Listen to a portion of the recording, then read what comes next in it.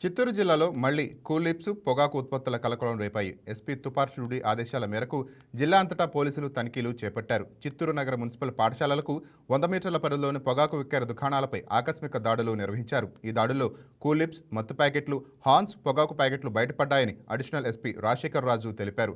పాఠశాల సమీపంలో ఇలాంటి ఉత్పత్తులు అమ్మకాలను అరికట్టేందుకు పోలీసులు కఠిన చర్యలు తీసుకుంటున్నామని అన్నారు.